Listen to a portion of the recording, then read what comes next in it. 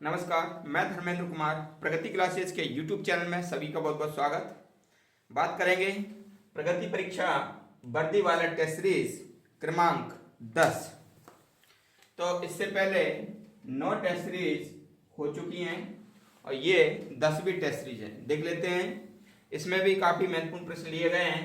पहला प्रश्न है, राज्य विधानमंडल का गठन किससे मिलकर के होता है। ठीक है, तो राज्य विधानमंडल जो है देखो, ये जो राज्य है, तो राज्य में जो विधानमंडल है, विधान मंडल, तो राज्य विधानमंडल में एक तो होते हैं राज्यपाल, ठीक है, और एक होती है विधानसभा, विधानसभा, और एक होता है विधान परिषद, विधान परिषद। तो इन तीनों से मिलकर के हमारी राज्य विधानमंडल बनता है।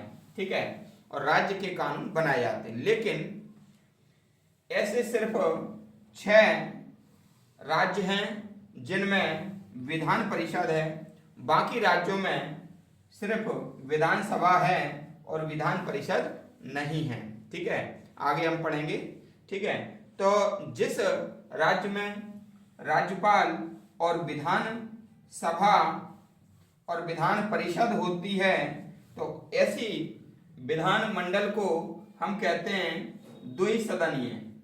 कैसा कहते हैं? द्विसदनीय इसको कहा जाता है। लेकिन यदि किसी राज्य में विधान परिषद का प्रावधान नहीं है, ठीक है, तो उसे हम एक सदनीय कहते हैं। कैसे कहते हैं? एक सदनीय विधानसभा कहा जाता है। ठीक है, अगला देख लेते हैं। अगला प्रश्न है हमारा, भारत के कितने राज्यों में द्विसदनात्मक विधानमंडल का प्रावधान है। ठीक है, तो देखो, भारत के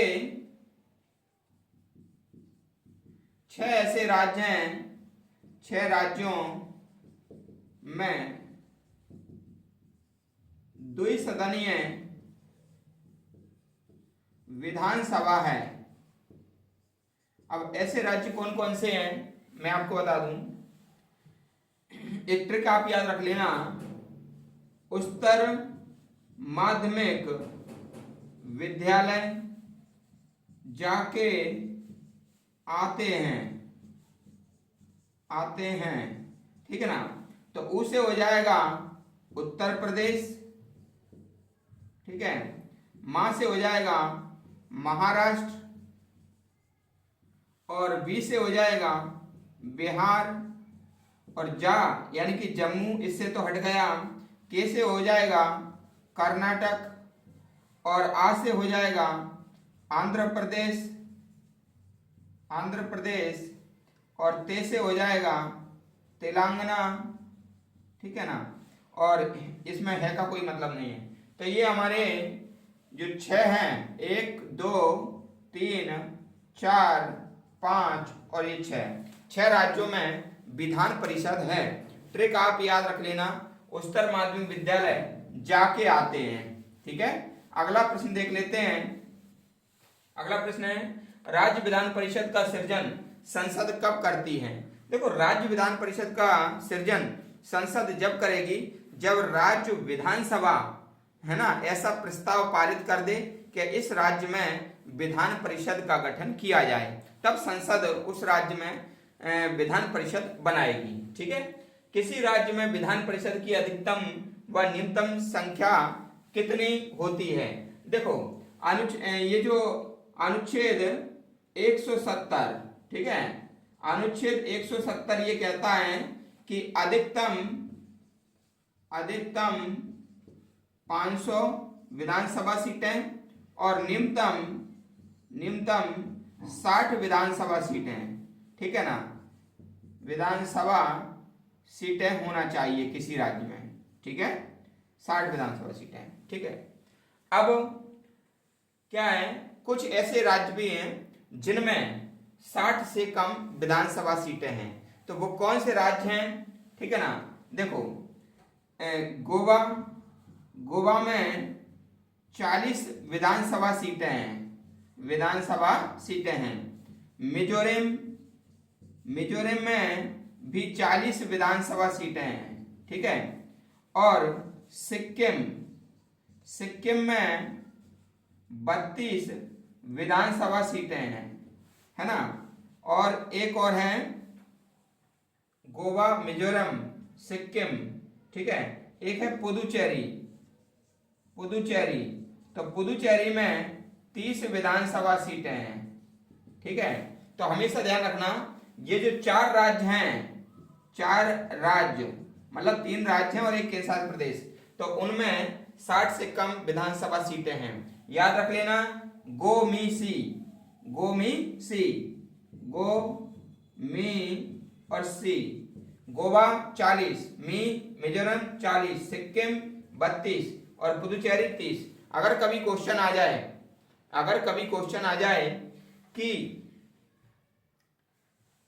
जो सबसे कम किस विधानसभा, किस राज्य में विधानसभा सीटें हैं, तो राज्य यदि पूछेंगे तो सिक्किम उसका आंसर आएगा। सिक्किम में सबसे कम विधानसभा सीटें हैं, ठीक है। लेकिन अगर ये आ जाए कि मतलब केंद्र शासित प्रदेश कौन सा है, तो वो है मान लीजिए अपना ये पुदुचेरी, इसमें 30 विधानसभा सीटें हैं भाई, ठीक है। ये बात याद रख लेना। अगला प्रश्न है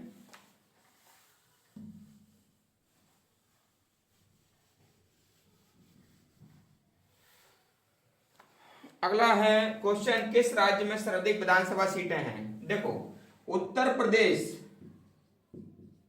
उत्तर प्रदेश में विधानसभा सीटें जो हैं वो 403 हैं, ठीक है। लोकसभा सीटें हैं वह 80 हैं और राज्यसभा सीटें हैं वह 31 हैं।